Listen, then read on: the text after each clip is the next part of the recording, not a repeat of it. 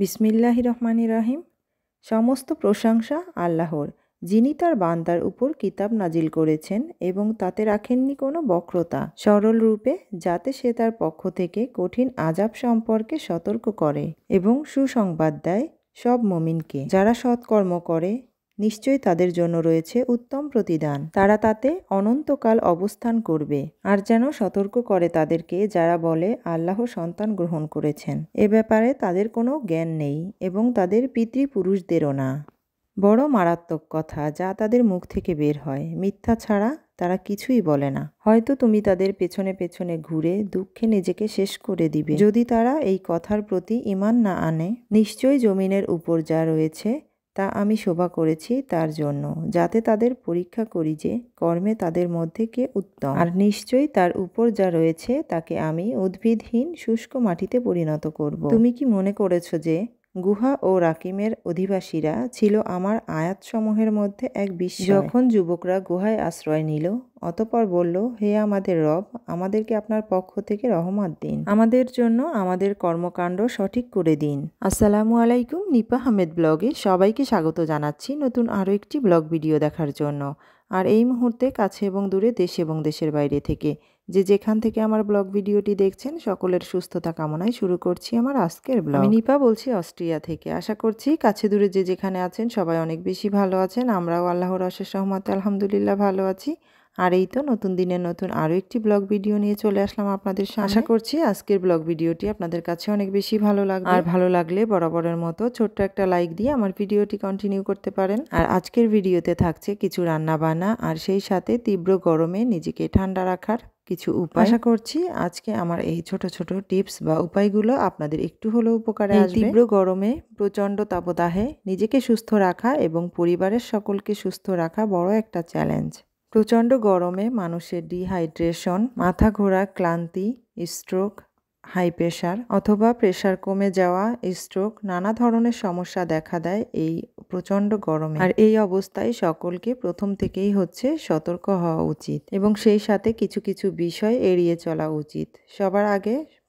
বিশেষত সবার আগে প্রচণ্ড তাপের হাত থেকে নিজেকে রক্ষা করতে হবে। শরীরের কোনো অংশে যেন সরাসরি রোদের তাপটা না লাগে সেই ব্যবস্থা অবশ্যই করতে হবে। রোদে বাহিরে বের হলে নিজেকে সম্পূর্ণরূপে ঢেকে নেওয়া জরুরি। মুখ ঢেকে বের হওয়া, সেই সাথে মাথায় টুপি অথবা অবশ্যই ছাতা ব্যবহার করতে হবে। আর সেই সাথে অবশ্যই সুতি কাপড় ব্যবহার করতে হবে। সুতি কাপড় ব্যবহারের ফলে শরীরে তাপটা একটু কম পরিমাণেই লাগে। আর তার সাথে চোখে সানগ্লাস পরে বের হলেও গরম থেকে মোটামুটি একটু স্বস্তি মিলবে। আর এই প্রচণ্ড রোদের মধ্যেও অনেকেই মাঠে ঘাটে কাজ করতে হয়। আর মাঠে ঘাটে কাজ করলে কিন্তু স্ট্রোক হওয়ার সম্ভাবনাটা অনেক বেশি থাকে। তো এই ক্ষেত্রে 10 মিনিট কাজ করলে 2 মিনিট হচ্ছে একটু ছায়ায় বসে রেস্ট নেওয়া উচিত। আর তার পাশাপাশি প্রচুর পরিমাণে পানি খেতে হবে।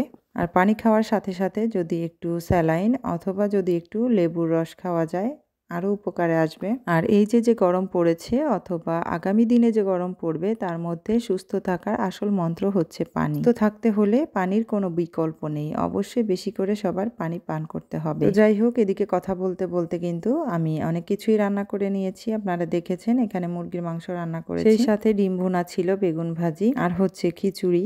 আর এই গরমে সবাই দেখছি এখন নতুন নতুন আম দিয়ে সবাই আচার তৈরি করছে। তো আমিও তার ব্যতিক্রম নই, আমিও এখানেই তো আচার তৈরি করার জন্য হচ্ছে আম নিয়ে নিয়েছি। তো আমি আমগুলোকে প্রথমে আস্ত অবস্থায় হচ্ছে ভালোভাবে ধুয়ে এরপরে হচ্ছে মুছে নিয়েছি, পানিটা একদম শুকিয়ে নিয়েছি। এরপরে আমগুলোকে আমার পছন্দ অনুযায়ী কেটে নিয়েছি। কেটে হচ্ছে কিছু সময় আমি রোদ্রে রেখে দিয়েছিলাম যাতে করে পানিটা একদমই শুকিয়ে যায়। এরপর হচ্ছে এই তো আমি পরিমাণ মতো এখানে সরিষার তেল দিয়ে দিয়েছি আর খুবই সামান্য পরিমাণ মশলা ব্যবহার করেই হচ্ছে আমি আমের আচারটা তৈরি করব। সরিষার তেলের মধ্যে আমি একটু তেজপাতা আর দারচিনি দিয়েছি, তার মধ্যে হচ্ছে রসুনের পেস্ট দিয়েছি। কিছু সময় ভেজে নিয়ে তার মধ্যে হচ্ছে আমি আমগুলো দিয়ে দিলাম। তো এখানে আমি কয়েকটা শুকনা মরিচ দিয়েছি। শুকনা মরিচগুলো আমার টালাই ছিল। আপনারা চাইলে যদি আপনারা টালা ব্যবহার না করেন সেক্ষেত্রে আপনারা এখানে তেলের মধ্যেই হচ্ছে শুকনা মরিচের ফোড়নটা দিয়ে দিতে পারেন। তো এর মধ্যে হচ্ছে আমি আরও দিয়ে দিলাম পরিমাণ মতো লবণ, একটু হলুদ আর হচ্ছে দিয়ে দিলাম শুকনা মরিচের গুঁড়া। তো মরিচের গুঁড়াটা আপনারা আপনাদের পছন্দ অনুযায়ী ব্যবহার করতে পারেন, যে যেমন ঝাল খেতে পছন্দ করেন। যেহেতু আমি এখানে টক ঝাল মিষ্টি আচার তৈরি করব, তো তো সেভাবে আমার পছন্দ অনুযায়ী হচ্ছে আমি মরিচের পরিমাণটা দিয়ে, সেই সাথে এখানে হচ্ছে আমি ব্যবহার করব 5 ফোড়নের গুঁড়া। তো 5 ফোড়নটা আমি তেলে গুঁড়া করে নিয়েছি, আর হচ্ছে কিছু সাদা সরিষা গুঁড়া করে নিয়েছি। চাইলে আপনারা সাদা সরিষাটা আপনারা পেস্টও করে নিতে পারেন। তো আমি সরিষার গুঁড়াটাও দিয়ে দিচ্ছি উপর থেকে, যেহেতু আমার বাসায় গুঁড়া করা ছিল এই জন্য হচ্ছে আমি গুঁড়াটাই ব্যবহার করলাম। আপনারা চাইলে পেস্টটাও ব্যবহার করতে পারেন, আর সেই সাথে চাইলে আপনারা এখানে গোটা রসুনও ব্যবহার করতে পারেন। তো এই তো আমি আমগুলো দিয়ে খুব ভালোভাবে হচ্ছে কিছু সময় সব কিছুর মধ্যে তেলের মধ্যে কষিয়ে নিব। তারপরে হচ্ছে এখানে চিনি দিয়ে দিব। তো আপনারা তো দেখে নিয়েছেন আমি কিন্তু এখানে মশলার পরিমাণ একদমই কম ব্যবহার করেছি। আর এই তো চিনি দিয়ে দিচ্ছি। চিনির পরিমাণটাও আপনারা আপনাদের পছন্দ অনুযায়ী দিবেন, যে যেমন মিষ্টি খেতে পছন্দ করেন সে সেই অনুযায়ী চিনি দিবেন। আর যদি কম মশলা ব্যবহার করা হয় তাতে করে দেখা যায় আমের যে নিজস্ব একটা ফ্লেভার থাকে সেটা বেশি পাওয়া যায়। এজন্য হচ্ছে আমি মশলা একদম কম ব্যবহার করেছি। আর এই তো পরিমাণ মতো চিনি দিয়ে দিয়েছি।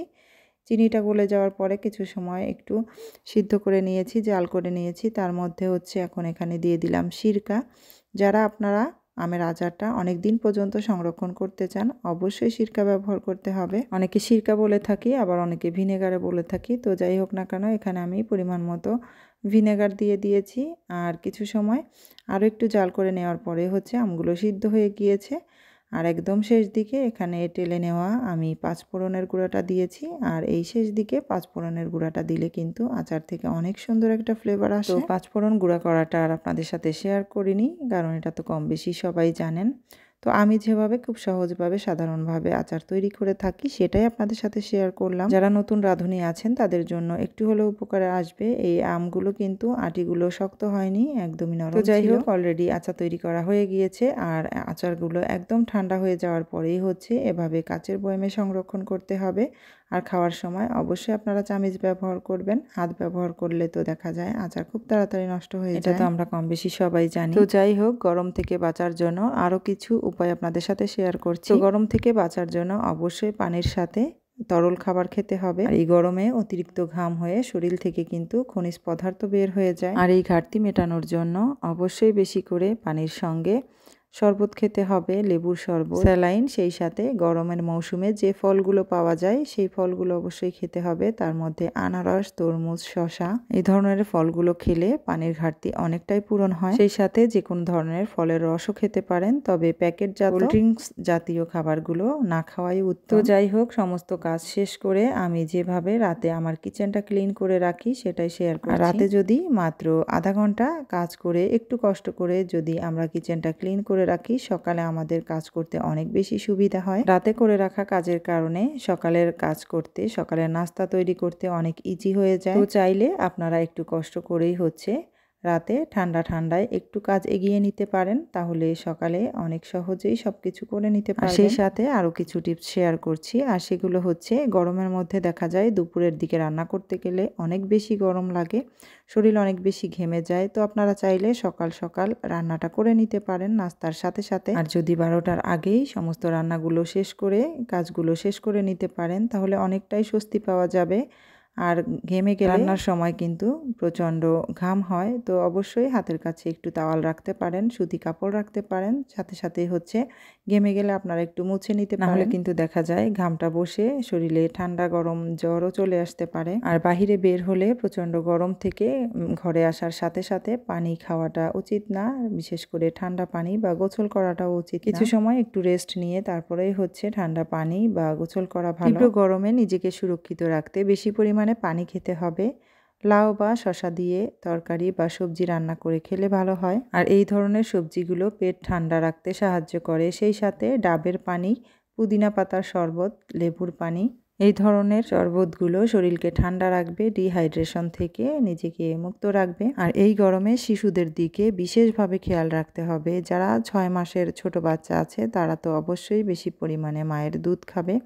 আর সেই সাথে 6 মাসের থেকে যারা বড় বাচ্চা আছে দুধের পাশাপাশি অবশ্যই বেশি পরিমাণে তরল খাবার খাওয়াতে হবে। আর বাচ্চাদেরকে গরমের মধ্যে বাইরে বেশি খেলতে না দেওয়াই ভালো, বাচ্চাদের ঘরের ভেতরে খেলার ব্যবস্থা করে দেওয়াই ভালো। বাচ্চাদেরকে বেশি পরিমাণে ফলের রস খাওয়াতে পারেন, তবে অবশ্যই বাচ্চাদের খাওয়ানোর ক্ষেত্রে চিনি ব্যবহার না করাই ভালো বাচ্চাদের শরবতের মধ্যে। এই গরমের মধ্যে বাইরের খাবারগুলো এড়িয়ে চলাই ভালো, বিশেষ করে ভাজা পোড়া। অতিরিক্ত গরমে ভাজা পোড়া শরীরের জন্য অনেক বেশি ক্ষতিকর। আর সেই সাথে বাচ্চাদেরকে ঢিলাঢালা পোশাক আর সুতি কাপড় পরানো ভালো। আর বাসার মধ্যে বাচ্চারা খেলাধুলা করতে করতে ঘেমে গেলেও বারবার তাদেরকে মুছে দিতে হবে, ঘামগুলো যেন শরীরে লেগে না থাকে। আর শরীরে ঘাম থাকলেই কিন্তু প্রচণ্ড পরিমাণে গরম ঠান্ডা লেগে যায় আর বাচ্চারা খুব তাড়াতাড়ি অসুস্থ হয়ে যায়। প্রচণ্ড গরমে চাইলে আপনারা টাওয়াল ভিজিয়ে শরীর মুছে নিতে পারেন মাঝে মাঝে। বাচ্চাদের শরীরও মুছে দিতে পারেন। প্রচণ্ড গরম থেকে একটু হলেও স্বস্তি মিলবে। আর সেই সাথে বড় বা ছোট সবারই উচিত এই গরমের মধ্যে চুল ছোট রাখা। চুল বড় রাখলে কিন্তু অনেক বেশি ঘাম হয়। গরমের মধ্যে চুল ছোট রাখাই ভালো শিশুদের। আর তারও সাথে আপনারা অবশ্যই তেল মশলা কম পরিমাণে খাবেন। আর যেসব সবজি খেলে পেট ঠান্ডা থাকবে সেই ধরনের সবজিগুলো বেশি বেশি খান। নিজে সুস্থ থাকুন, সেই সাথে পরিবারের সকলকে সুস্থ রাখার চেষ্টা করুন। আমি আমার অভিজ্ঞতা থেকে ছোট ছোট কিছু উপায় শেয়ার করলাম, আশা করছি আপনাদের একটু হলেও উপকারে আসবে। যদিও বা আজকে ভিডিও রিলেটেড তেমন কোনো কথাই বলা হয়। এই প্রচণ্ড তাপদাহে প্রচণ্ড গরমে নিজেকে সুরক্ষিত রাখার জন্য অবশ্যই আপনারা ছোট ছোট কিছু টিপস ফলো করবেন।